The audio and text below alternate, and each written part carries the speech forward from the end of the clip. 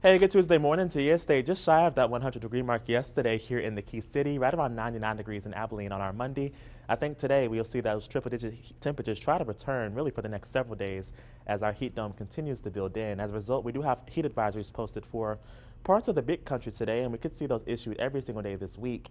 But the good news with this heat dome is it's going to try to keep Bertha south and east of Texas. We'll talk about that a little bit later on. But right now, Bertha slowly meandering into the northeastern Gulf, and we'll look at that here shortly. But first, let's look at our forecast for today. Nothing but sunshine expected. It should be a beautiful Tuesday across the board with a few passing serious clouds here and there, but looking at mainly sunshine for today. A light breeze out of the south and southeast for today. Let's zoom things out a little bit more and look at Bertha, though, down in the Gulf. You can see here Tropical Storm Bertha is going to fight with dry air and wind shear for the next several days, making this storm very lopsided. We'll stop the clock right around 5 o'clock on Wednesday. And notice the center of circulation is somewhere here near Louisiana by that point, but all the convection and storm activity well south of that storm.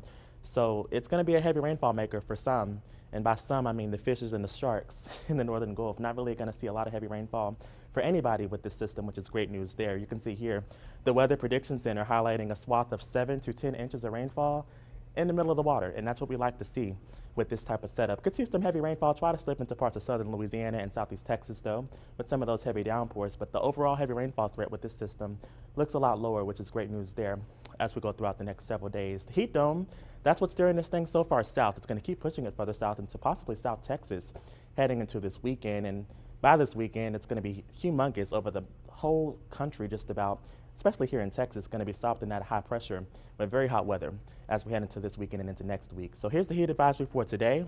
Having those heat indices anywhere from 103 to 108 here in the Key City, Haskell up towards Eastland and Cisco, all under that heat advisory that goes into effect at 1 o'clock and it lasts to about 8 p.m. later on this evening. So going right around 101 today here in Abilene, very hot weather for sure.